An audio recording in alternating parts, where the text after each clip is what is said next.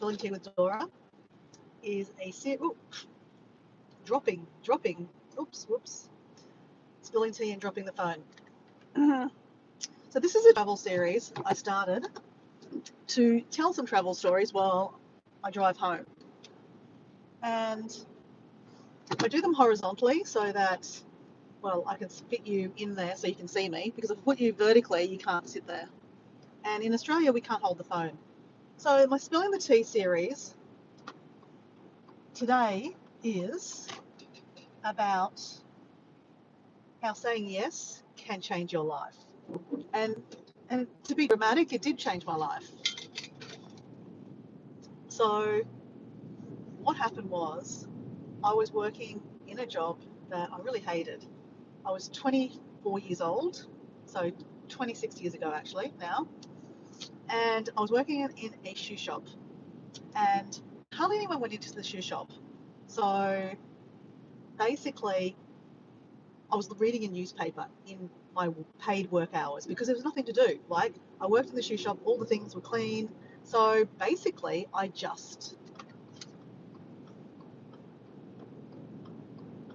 basically just read the paper. So one day I read the job ad section. So a lot of young people watching this live stream will go, what's the job ad in the newspaper? What's a newspaper, right? So back in the day, people used to find jobs in newspapers. The back of the newspaper, there used to be an employment section. And I actually loved reading them, actually, to be honest. And to be honest, I wasn't even looking for a job. I was just bored. And I read a job ad that said, do you like barley? And I just thought, what a stupid ad. Like, what the hell? Why would someone write, do you like barley? Now, I was 24 years old. I'd been to Bali about twice at this stage in my life, right? I went with my mum originally. I think I told a travel story about this, actually. One of my travel stories was about when I went to Bali. But anyway, if you're haven't watched the series, there is a playlist. Check that out, okay? They're normally only half an hour bites of information. So I was like, it kind of sparked my attention. I was like, oh, do you like barley? That's weird. And you know what? There's a phone number there. And I thought, you know what? I have a phone sitting next to me. Does it hurt to ring the number, right? What's going to happen? What's the worst thing can happen? Well, some really good things happen. So I rang up, and I'm talking to a guy from England. He's got an English accent. And I'm like, yeah. His name was Malcolm. And he's like, what do you do? What do you do? And I said, oh, look, I'm in retail at the moment. I said, I don't love it. I said, I'm kind of a bit bored. I'm very honest, right? And it's just a phone conversation, right? It's not an interview, just a phone conversation. So, and the guy goes, well, do you like barley? And I said, yeah, I do like barley, actually. I've been a couple of times. I'm half Indonesian. He goes, oh, okay, cool. So I didn't really know what the job was, but the guy actually sold me some kind of, something over the phone. Didn't sell me anything, but he told me the idea. So, hi there, Sandra and Deb, how you going? And so basically, the next day I went for a job interview. Oh, there's Ace too. Hi Ace, how you going? So the next day I went for a job interview. I went into the city and I met this guy called Malcolm that I spoke to on the phone. He's a nice guy. He introduced me to a couple of other people. They were Scottish guys, about my age kind of thing. Malcolm was a bit older, so all around, 25, 26 years of age. And the job was selling timeshare. Now, a lot of people will think timeshare's a scam. It could be, it might not be, I don't know, right? Depends on the company you work for. But I basically left that job interview going, I've got a job. Now, the job was, just remember, I was working in a shoe shop. I was bored shitless. Yeah, literally bored shitless. So the reason why I was bored shitless was because I just come back from a travel trip. I'd been traveling to Europe. It was my first backpacking trip to Europe. I went for 3 months, and when I came back from Europe, I needed to get a job quick, fast, because I had no job, right? Before that, I was doing retail, but a different kind of retail. So I got a job. My sister-in-law at the time got me a job in a shoe shop. And so I was just kind of in between figuring out what I was wanting to do, right? So that's why I was bored shitless, right? So anyway, so the job was going, I think I went to do some training for a couple of days in the city, and I met more people. I met two girls, one Justine and Melissa from New Zealand. I met a girl called Sue, who was like 17 years old. And then I met these the other people that I was working with. I met the day before. There were three Scottish guys and one Irish guy. Irish, yeah. So anyway, long story short, the job was selling timeshare, but on the move. So basically, we would travel around northern New South Wales doing roadshows.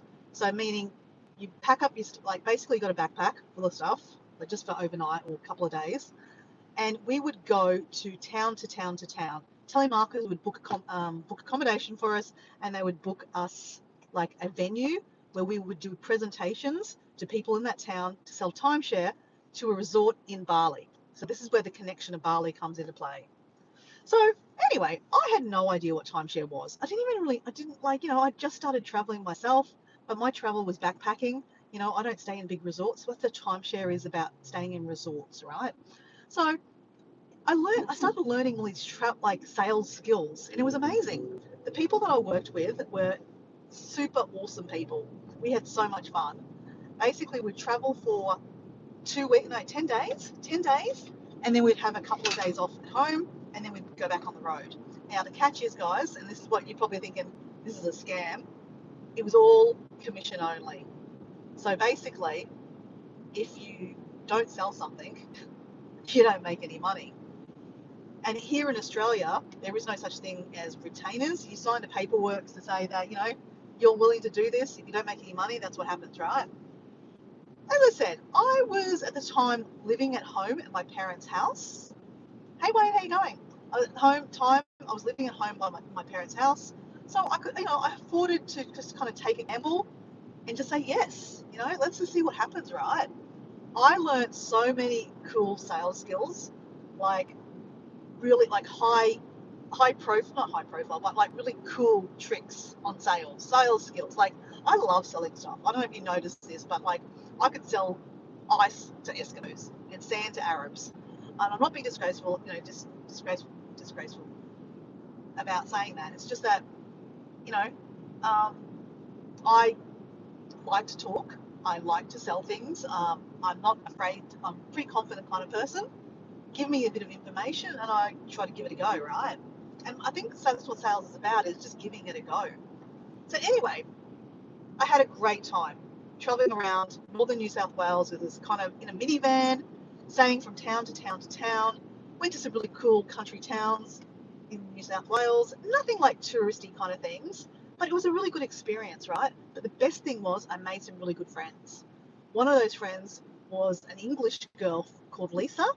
She lives in England, right? But she was backpacking.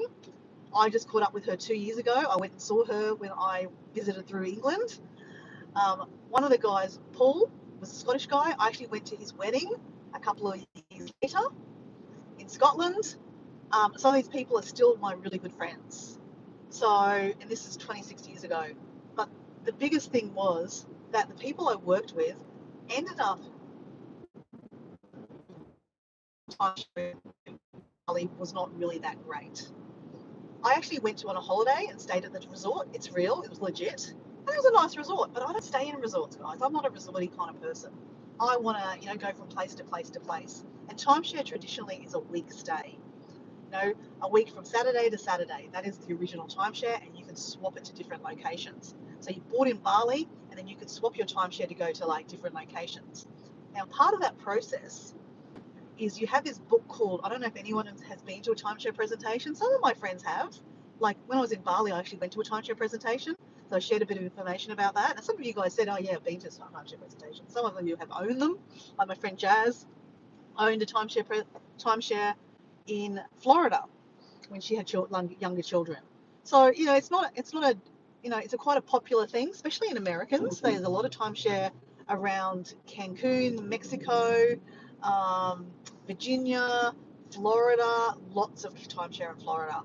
Hawaii, massive. So anyway, moving on.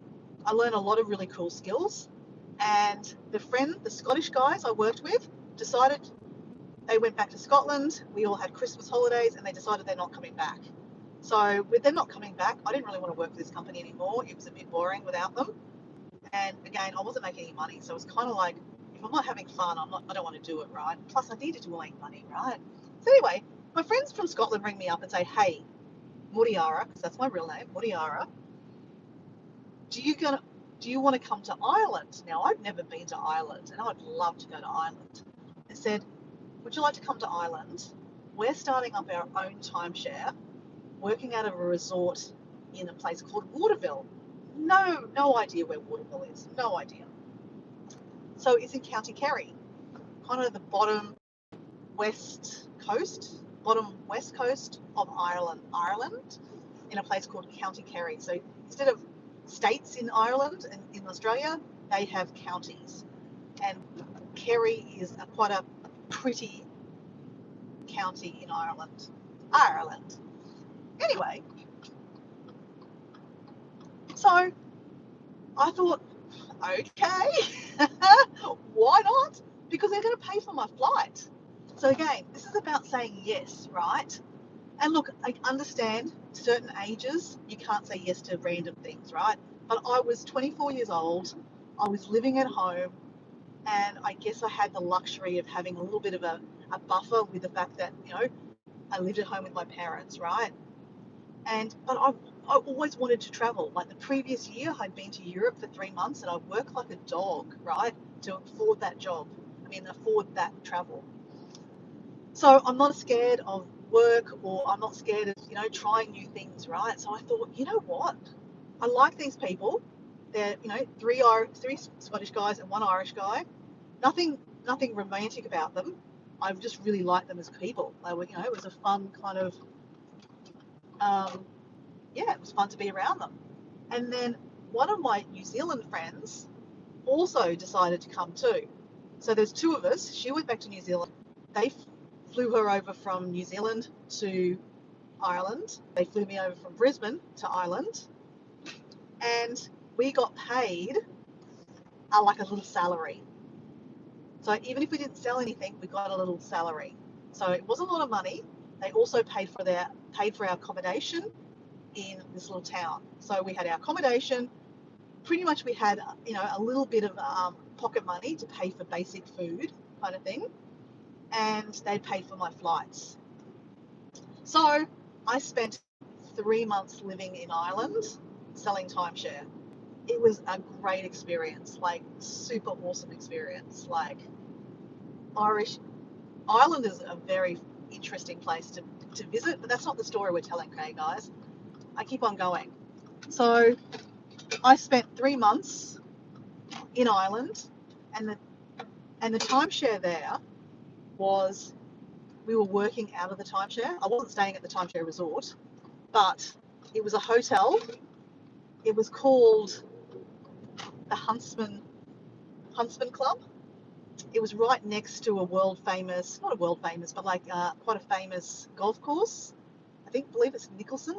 I don't know golf, but the Nicholson course. So it's quite a good golf course in Ireland. And many people like to come to Ireland and stay go to that golf course, and they wanted somewhere nice to stay. So this is where this timeshare resort came about, right? So the idea was, we were inviting people to come look at the timeshare resort in Ireland.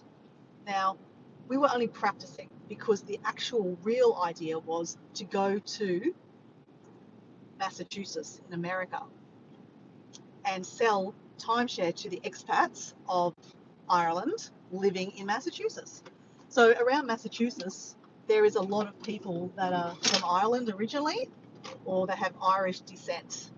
So they think of Ireland as their mother home, right? And a lot of them haven't been to Ireland, and they've only dreamed of going to Ireland.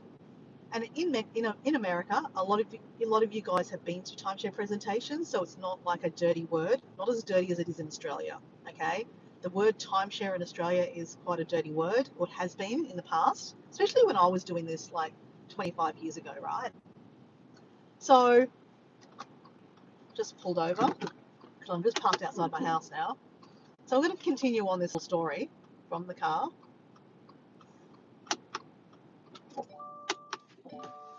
So basically, I went home for Christmas, and then they flew me from Brisbane over to Massachusetts. So I stayed in Cape Cod. So we worked out of a resort there called the Mashpee. No, what was it called? Hyannis, the Hyannis Club or something like that. Anyway, so we worked out of a hotel there. We were staying at the resort. It's quite a nice resort, actually. It had like an indoor pool, tennis courts. It was in a place called Mashpee, which is just outside of Hyannis, which is kind of famous for like what they called the Kennedy family used to have a compound there. So, and you had Nantucket Island, Martha's Vineyard. So it's very kind of well-to-do kind of area, right? So the idea was we were working outside, we were working at that resort. We weren't selling that hotel though, but we were using a sales room. They didn't have a sales room anymore. We used their sales room. They let us stay at the hotel. I don't know what the connection was, but there was a deal. I wasn't privy to it. I didn't care, but I didn't have to pay for the accommodation, right?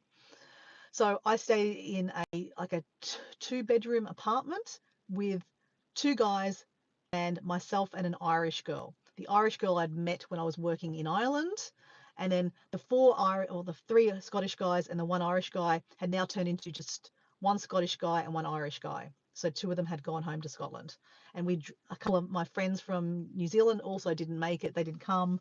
Not that they didn't make it, they just didn't want to come. Hey Mike, how you going? So I'm just talking about a story when saying yes has opened up many kind of opportunities for me. So saying yes to a really random job ad in a newspaper that said, "Do you like barley?"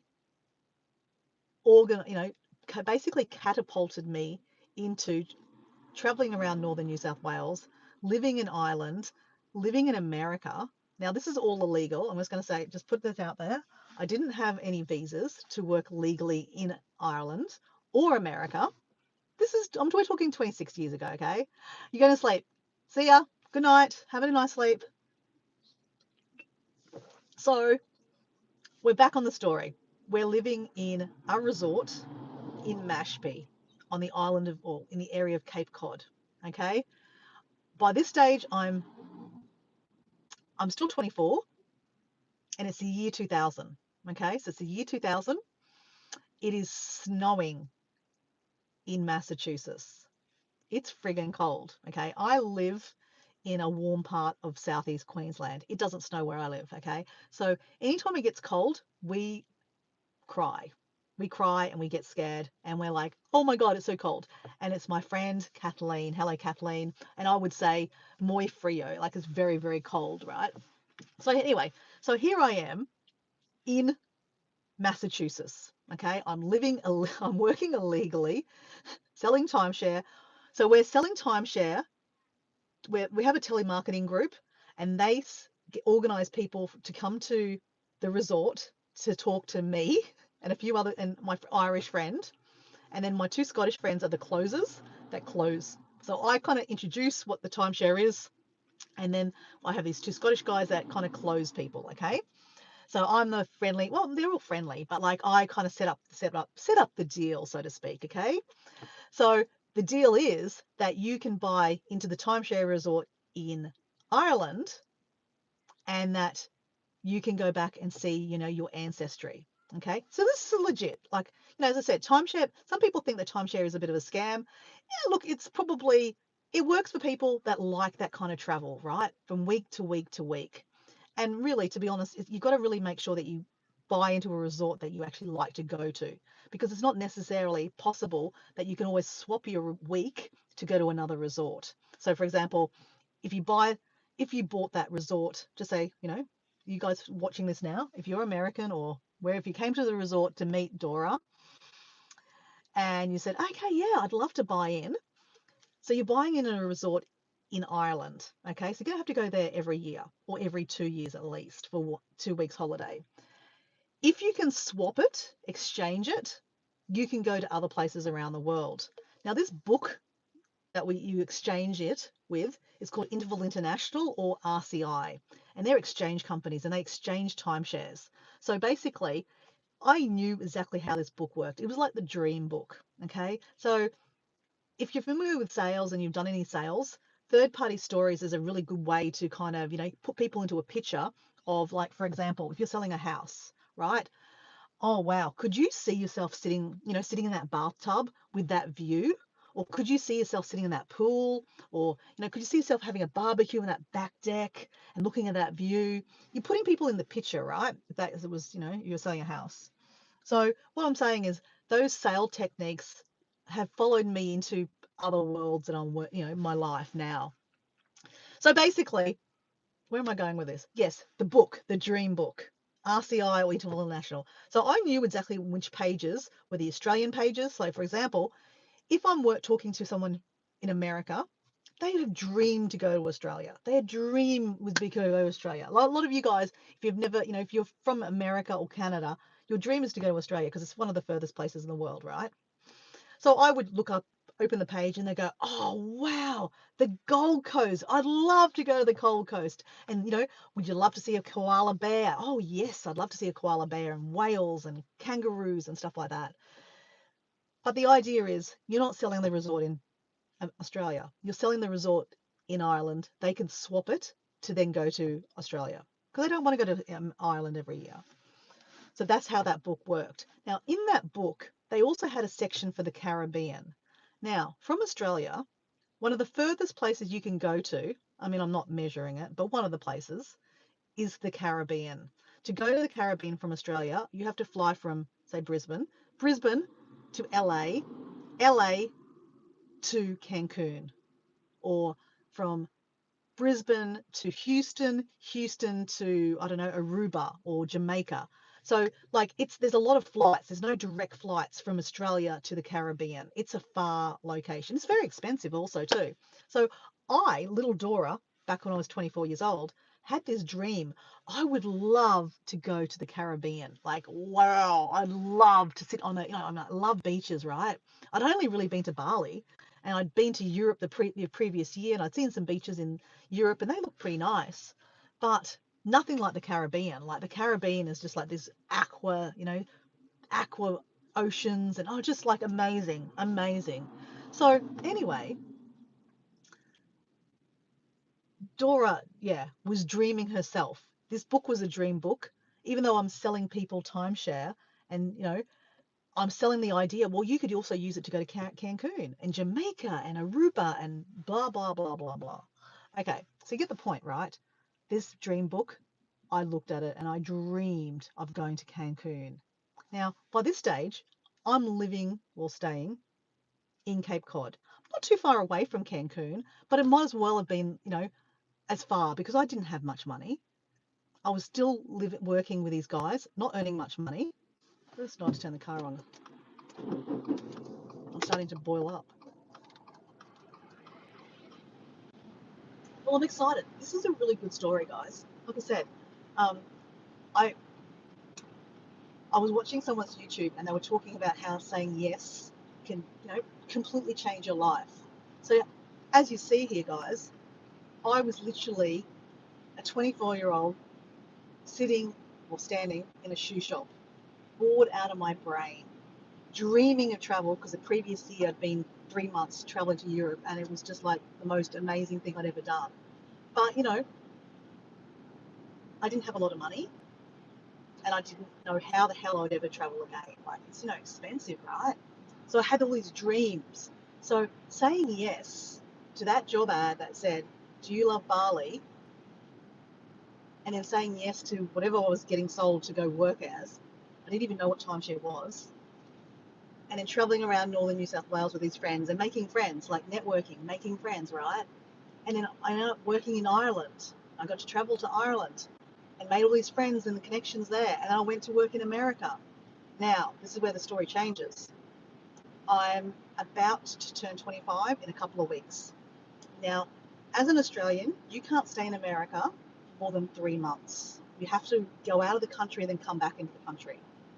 So at this stage, the timeshare in Cape Cod We weren't selling much timeshare. To be honest, I don't think we sold one or two. I can't remember.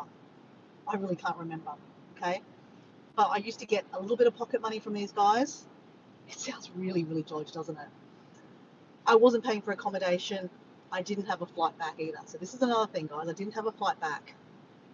I had a bit of trust in these guys, okay? They were my friends. So I had to leave the country. So I was already looking at going to Cancun. So my dream place, right? I always wanted to go to Cancun. So I had to fly to Cancun to get, to basically, to leave the country and then come back. Now, in the same kind of timeline, the two guys left. A Scottish and an Irish guy kind of thought, you know what, this is not working. We're not selling much timeshare. This is just too hard. Why don't we go to Cancun with Dora? Let's not come back to America.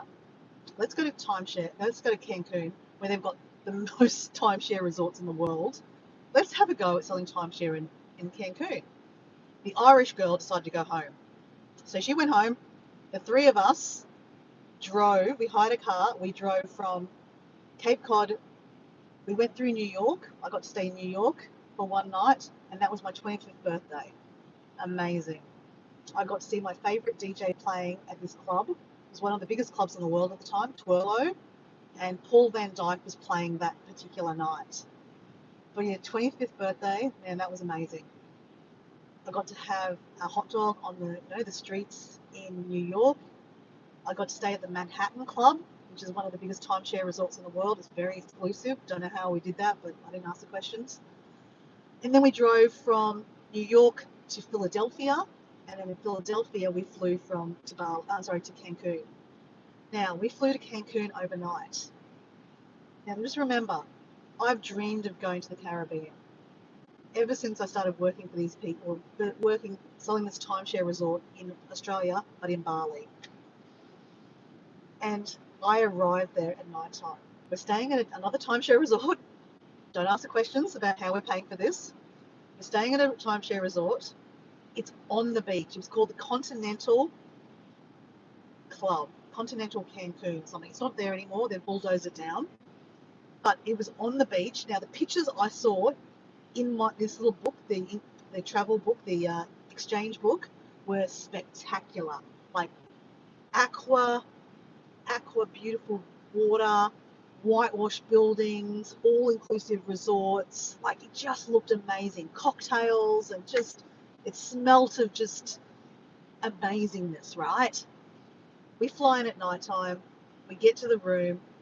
I could hear the ocean because we're literally on the ocean front, right? I can hear the ocean. I open my door. It's just dark.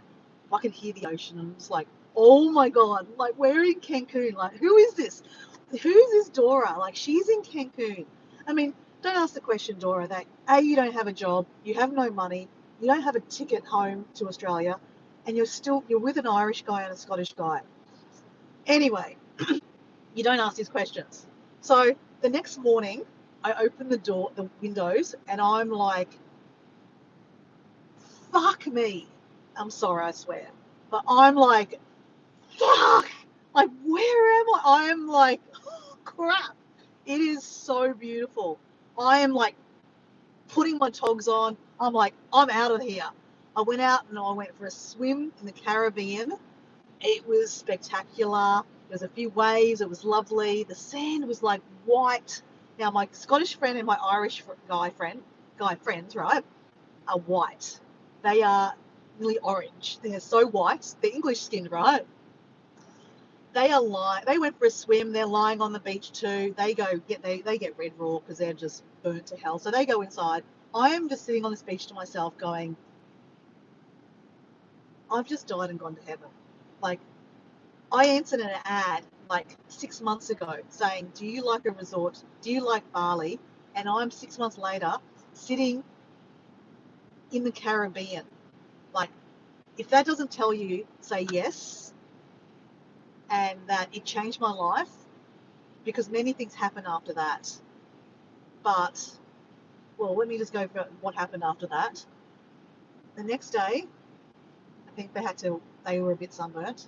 The next day, we went to a whole lot of timeshare resorts. We dressed up. And we were asking, we were like, can we, we've sold timeshare, can we work for you guys?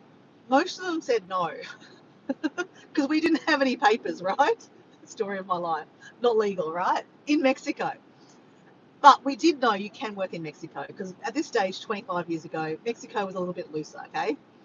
So we get wind, they say, look, we can't help you, but go to this resort that's a bit further away. It's still in Cancun, but just on the other side. It's called the Palace Hotels, and it's called the Moon Palace. Actually, no, it's called the Sunrise Palace. There's a Moon Palace and a Sunrise Palace. There's two big hotels. They're the biggest hotels in Cancun, and they are two next to each other, but they're not in the hotel zone. They're in just a little another section. So anyway, we catch a cab there the next day. Actually, I think we go straight there. We go straight there in a cab. It's further away. It's still on the beach, but these resorts are like, I didn't know where the hell I was. I've never seen a resort like this. I mean, as I said, I've never been to resorts. I'm not a resort person. I am a backpacker, right, at heart. But here I am walking around, and it's just like palatial. It's like, it looks like a palace. It was called the Palace Hotel for a reason, right? It's like a palace. So anyway, these are the biggest timeshare resorts in Cancun at the time. There's two sales decks. For some reason, we go to the Sunrise Palace. There's also the Moon Palace. I'm so glad we went to the Sunrise Palace, because I met some amazing people here. But anyway, so we go to the Sunrise Palace, and we get talking to some people. There's an English girl called Adele, and she's like, oh, welcome, I'm English, and obviously my friends, one of them's Scottish and one is Irish. So, there's an instant connection straight away. And then there's little me, I'm from Australia. I'm the cousin, right? And of course, it's a big sales deck. We're talking 100 tables. And I'm from a world of, talking to like one or two people a day. And, there's like only 3 tables in the room, right? These are 100 tables. This is like a machine. And I'm just like, where the hell are we? Like, you could smell the money. Like, I was just like, what the fuck? So anyway, long story short, we get jobs, right? We get to come back the next day. My 2 friends are closers. So obviously that's what they do. They go on the table and they close the sales. I am called a liner. I set the job up. I set the sale up. So my job is, no joke, this is a job. I get to meet these 2 people. I have a form I need to fill out just about how they like to travel. My job is to get to know them, make a friend, put them, sell them a dream. I have breakfast with them or lunch with them. I get this for free. I have a breakfast and a lunch at an all-inclusive resort. I can't have an alcohol, but I'm having a ball. And then I take them into this resort, into the hotel, and show them this almighty, massive room. I mean, it's the presidential club, right? Not too many people are gonna buy the presidential club, but you got to sell the dream, right? And then you can show them a little one too. So anyway, I take them back to the sales room, and there's like, as I said, 100 tables, 100 other, people like me doing exactly the same thing. Machine, turn, turn, turn. All the closers coming on the table. Hello, hello, Mark. This is John and Mary. They're from, Wisconsin, and this is little Joey. They're here in Cancun for the first time, and they love the timeshare resort. They love this place. It's like, it's got swimming pools, and it's got many swimming pools. It's got water slides. It's got a TV, movie theater. It's got this. It's got that. They'd love to stay here. If the price is right, they'd love to be a member today. Oh my God, that's word for word what I used to say 26 years ago. I still remember it. And basically, then they would do their sales pull. They'd either say yes or no. I actually sold my first sale. My first tour I sold. I did okay. But consequently, my 2 friends got on drugs, because in Mexico, drugs are quite easily bought. So they got on drugs. I did not touch drugs. Never touch drugs. Don't like drugs. Do what you like with drugs. Not my thing. So they ended up having to go home because they had got an addiction that I didn't even know about. I ended up staying. That girl I said, that Adele, the English girl that talked to us the first time we went there? I ended up staying with her. She was going back to England for a holiday for a month. I cat sat her house. And when she came back, she hoped that I'd find another place to live. I didn't. And she said, look, come and be my roommate. So she charged me X amount of dollars, and I stayed in her house. I went to work at the same resort, and I stayed there for 7 months. And I had a ball. I made some amazing friends, and I could talk all day about how this ended, but it never ended. This story still goes on today because those friends are still some of my greatest friends. Last year, I went to a wedding for one of those friends that I made friends with in Lyon. She got married to her French husband, and I went to her wedding. Um, One of them friends, Anna, is still my best friend, and I talk to her quite regularly. Um, but that story of saying yes continues because that was 25 years ago. As a 25-year-old, I've been traveling back to Mexico as a traveler a few times, and then I actually went back to live there about 13 years ago. So Mexico has always had this kind of allure to me, and I might have fell in love with Mexico from a book, but it all started from saying yes to the randomest, newspaper ad that said, "Do you like Bali?" So many stories can come out of this, but that's pretty much the jinx of, how it all came about. And obviously through these years, I've traveled lots, right? And it's not just because, you know, I made lots of money. God, no. It's because I've been quite, good with my money. I'm quite frugal with my money. I mean, I've got my lunchbox with me because I just had lunch today and I brought my lunch with me, right? I don't buy my lunch when I go out. I try to pay for it. As I said, I pre-make it. So anyway, that is my story. This is my spilling the tea